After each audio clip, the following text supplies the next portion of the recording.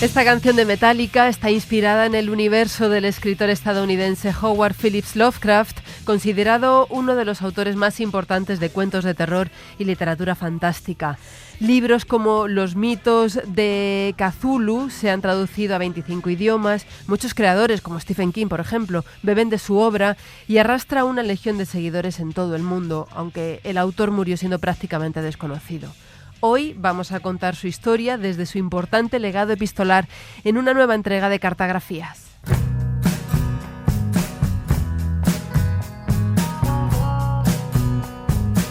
Cartagrafías. Historias por correspondencia con Laura Piñero.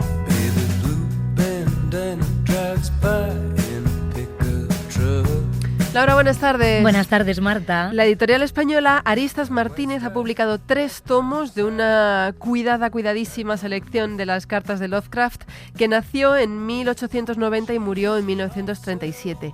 Y se calcula que escribió alrededor de las 100.000 cartas durante toda su vida. Sí, entre 100.000 y 75.000 cartas. Es una cifra, la verdad, muy alta. Se conservan aproximadamente unas 10.000 entre colecciones públicas y privadas. Y hacía tiempo, Marta, que no teníamos una personalidad con tanta correspondencia. Escribir cartas fue la actividad principal del escritor por varios motivos que ahora vamos a desarrollar, pero básicamente se debe a que tenía cierta fobia social, no consiguió vivir de la escritura, como decías tú, sus manuscritos fueron rechazados por las editoriales, nunca publicó un libro como tal en vida, lo que hizo que sintiera que las cartas eran el único territorio seguro. Como nos explica el escritor Javier Calvo, editor y traductor de estos 3 libros de cartas, fueron su principal medio de comunicación. Era un escritor compulsivo de cartas, no tanto en su juventud, y luego se aficionó y se hizo un poco adicto a escribirlas, ¿no? Dedicaba muchas horas al día a escribir cartas, muchas más que a escribir narrativa o que hacer su trabajo, que él trabajaba como corrector freelance. Se puede decir que llegó a tener más o menos un centenar de corresponsales. Le generó la necesidad de dedicar muchas horas al día a la escritura de cartas. Son cartas extremadamente largas, ¿no? Y pueden llegar a tener, 70 páginas, una cosa así, ¿no? De que reemplazó todo lo demás, es decir, reemplazó la vida social que nunca tuvo o que tenía de forma muy escasa, la vida familiar que tampoco nunca tuvo, porque a raíz del hecho de que él decidiera relacionarse con el mundo por medio de cartas, en el fondo escribió crónicas de la propia vida, una de las autobiografías más largas y detalladas que tenemos de ningún escritor de su época, ¿no? Cartas que podían llegar a tener una extensión de 70 páginas. No sé tú, pero yo nunca he escrito una carta tan larga. Es que, como decía Javier Calvo, eran crónicas, claro. Sí, yo creo que las utilizaba para ordenar sus pensamientos. Era muy aficionado, por cierto, también a enviar postales. Algunos amigos llegaron, esto es muy curioso, a dejar de contestar a sus cartas para ver si así Marta se centraba en su carrera literaria, que nunca terminaba de despegar. Se vive constantemente con la posibilidad y la curiosidad de que se encuentren nuevas cartas del autor. De hecho, esta edición en castellano incluye misivas inéditas, además de datos biográficos y de contexto de la época. Javier Calvo ha estado 6 años con este proyecto y fíjate lo que escribió el propio autor sobre su correspondencia. En cuanto a las cartas, mi caso es peculiar. Las escribo exactamente con la misma facilidad y rapidez con que trataría los mismos temas en una conversación. De hecho, la expresión epistolar en mi caso reemplaza en gran medida a la conversación. Mi locuacidad se gasta toda sobre el papel, y este hábito les confiere a mis cartas una determinada atmósfera descuidada y una falta de precisión retórica que me temo cause una impresión desfavorable en mis corresponsales más académicos. A esos caballeros les pediría que no consideraran mis comunicaciones cartas estudiadas, sino fragmentos de discurso, articulados con la negligencia de la conversación oral y no con la corrección formal de la correspondencia literaria. Un purista podría encontrar con facilidad un centenar de fallos en cualquier página de mis cartas, pero confío en que esos fallos no interfieran con la correcta comprensión de lo que digo. El volumen que se ha publicado en castellano de las cartas de Lovecraft es una selección dividida en 3 tomos.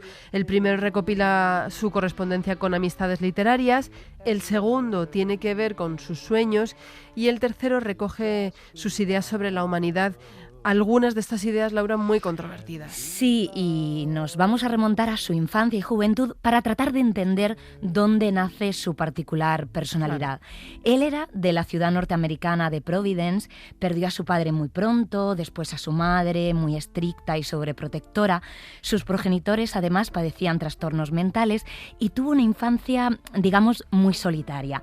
Apenas recibió educación reglada, fue muy poco tiempo a la escuela, fue autodidacta, tenía una salud muy frágil y prefería actividades como leer o dar paseos por lugares extraños, imaginando historias. En casa leyó una serie de libros que le marcaron muchísimo, Las mil y una noches, de mitología clásica, relatos policíacos, de misterio. A los 13 años creó una agencia de detectives y empezó a escribir más en serio relatos. Y comenzó Marta a tener pesadillas, visiones raras que luego convirtió en relatos como Descarnados de la noche, uno de los más famosos, y que explicaba con todo lujo de detalles en sus cartas. En enero de 1896, la muerte de mi abuela hundió a la casa entera en una depresión de la que ya nunca se recuperaría del todo. Y fue entonces cuando el buen humor, previo a ese momento, recibió un jarro de agua fría. Empecé a tener pesadillas de la naturaleza más repulsiva, pobladas por unas criaturas que llamé descarnados de la noche. Es en sueños donde me he sentido verdaderamente apresado por un miedo en estado puro, repulsivo, enloquecedor y paralizador. Es sin duda de ellos de donde deriva la parte más oscura y horripilante de mi imaginación narrativa. Entre los 3 y los 8 años me vi arrastrado por unos abismos sin forma de noche infinita. Cuántas veces me he despertado chillando de pánico y he luchado a la desesperada para evitar hundirme otra vez en el letargo y sus horrores indescriptibles. Recortada contra el vago resplandor de la Vía Láctea, le pareció ver la silueta terrible de una criatura flaca y monstruosa, provista de cuernos, de cola y alas de murciélago. Otros seres habían comenzado también a recortar sus sombras contra las estrellas de poniente, como si una bandada de pájaros inconcebibles salieran aleteando con torpes y silenciosos movimientos de aquella caverna inaccesible de la pared.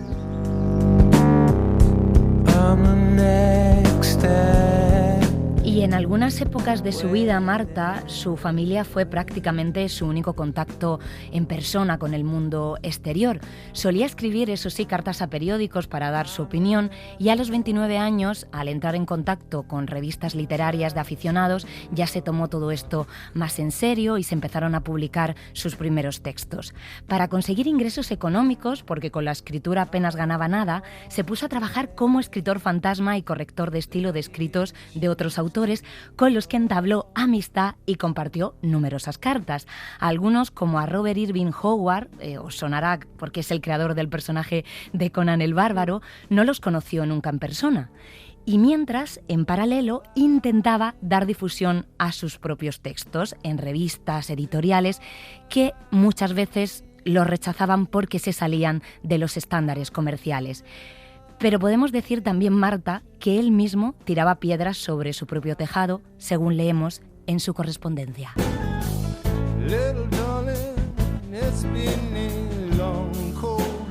Estimado señor, habida cuenta de que tengo el hábito de escribir relatos extraños, macabros y fantásticos para mi propio solaz, me he visto considerablemente atosigado de forma simultánea por casi una docena de bienintencionados amigos para que me decidiera a enviar unos cuantos de estos cuentos góticos a su recién fundada publicación. No tengo ni idea de si estos textos resultarán adecuados, dado que no presto atención a las exigencias de la escritura comercial. Mi objetivo es el placer que me puede proporcionar la creación de ciertas imágenes o situaciones grotescas y efectos de atmósfera, y el único lector que tengo en mente soy yo mismo. Mis modelos son invariablemente los escritores de antaño, sobre todo Poe, que ha sido mi figura literaria favorita desde la primera infancia. Si algún milagro lo impulsara a usted a plantearse la publicación de mis relatos, solo tengo una condición que ponerle: y es que no se realicen cortes. Si el relato no se puede imprimir tal como se escribió, hasta la última coma y punto y coma, entonces debe aceptarse con elegancia el rechazo. Los cortes introducidos por terceras personas seguramente sean la razón de que ningún autor americano vivo tenga un estilo prosístico genuino. Pero seguramente estoy a salvo de esto, porque no es probable que mis manuscritos obtengan el favor de usted.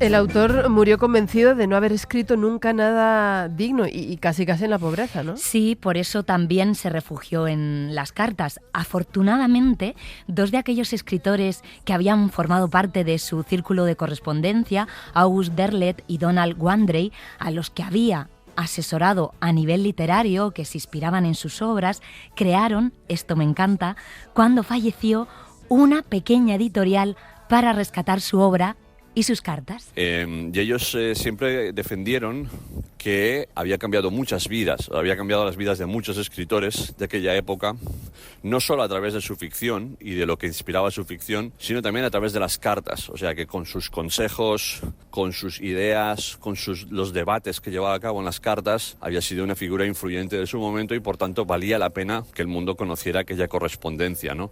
Para hacer aquella edición tuvieron que viajar por todo Estados Unidos buscando cartas, yendo a las casas, digamos, de la gente que se había escrito con él, siguiéndoles la pista, recogiendo el material y luego transcribirlo, que fue un proceso supuestamente muy traumático. Lovecraft nunca escribía a máquina, escribía a mano y sus cartas eran muy difíciles de entender y había muchos y muchos miles de páginas de cartas. Ese proceso culminó en los años 60, pero había empezado mucho antes, ¿no? Esta historia es preciosa. Sí, la verdad, que recuperen su obra del olvido. Sí, porque probablemente sin ellos, sin esos amigos, su obra y por tanto muchos episodios de la vida de Lovecraft habrían caído en el olvido. Totalmente. Y además seguro que gracias a ese trabajo de recuperación descubrimos pues cómo era él, ¿no? Muchos aspectos de su vida y de sus pensamientos a través de la correspondencia que escribió. Sí, la verdad, además resumen en paralelo estas cartas toda su biografía. Él vivió prácticamente toda su vida en su localidad natal, se fue acentuando su pobreza, recordemos que le pilló todo el drama de la Gran Depresión. Solo se le conoce, Marta, una relación sentimental con Sonia Green, hija de inmigrantes judíos, viuda, 7 años mayor que él, una mujer de carácter fuerte, independiente, propietaria de una tienda de sombreros y escritora aficionada. Se casaron y se mudaron juntos a Nueva York, ciudad que al principio fascinó al autor, pero terminó odiando a raíz de sus problemas económicos. Allí se acentuó su racismo, la racialización de la población americana llegó a convertirse en un auténtico problema para él, en una auténtica obsesión, y escribió numerosas cartas al respecto. La ciudad está contaminada y maldita. Me marcho de ella con la sensación de que su contacto me ha ensuciado y anhelando alguna clase de olvido disolvente que me limpie de sus restos. Incluso me estoy planteando transferirle a un negro el planchado de mis trajes. Me comentaba Marta, el editor, que no quiso ocultar esta parte del pensamiento del autor, aunque diga locuras, ni dar solo una visión amable de la biografía del escritor, porque ayuda a entender sus libros y sus miedos. En sus cartas también están sus ideas políticas, pasó del fascismo al progresismo, de literatura, de ciencia, y a partir de mediados de los años 20, Lovecraft tomó la costumbre de viajar. Os recomiendo sus crónicas o ensayos de viaje porque son fantásticos, como el que hizo sobre la ciudad de Quebec, en Canadá.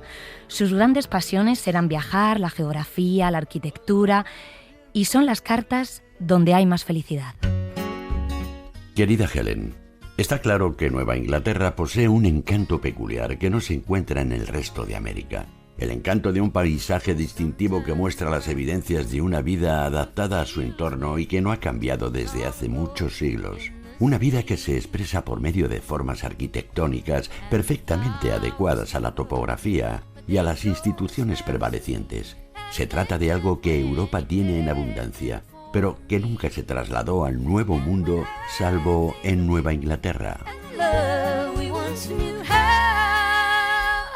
Y cuando se separó de su mujer, Marta regresó a su tierra, a Providence, a vivir con sus tías en una de sus épocas más solitarias. Daba sus famosos paseos nocturnos que despertaban sus miedos más profundos, que desembocan en sus cartas y obras más conocidas. Sus últimas misivas están llenas de problemas de salud hasta que falleció por un cáncer en 1937.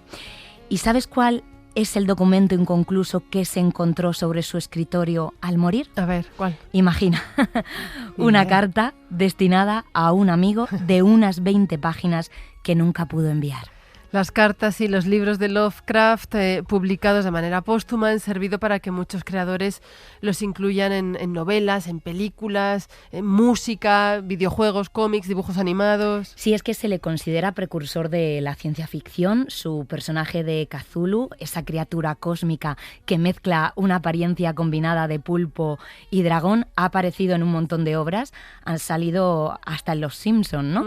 Y los escritores de su círculo fueron los primeros en tomar elementos de sus relatos para crear otras historias, pero ahora hay canciones, juegos de rol.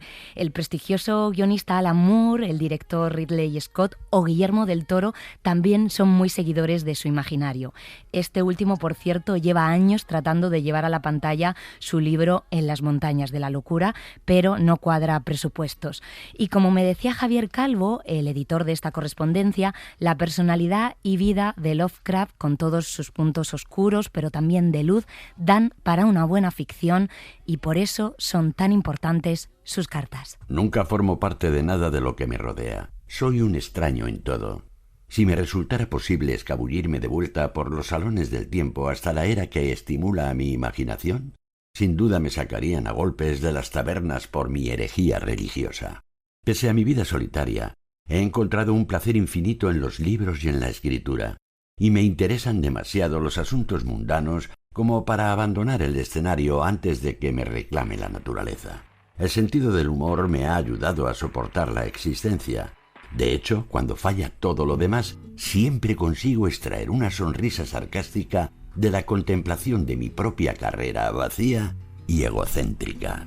Soledad. Interesantísimo este repaso por la vida de Lovecraft. Laura, muchísimas gracias. Un placer, un beso. Cerramos así la ventana, volvemos a abrirla como siempre el lunes que viene a las 4, las 3 en Canarias. Que tengan un gran fin de semana, un besazo. I was always right.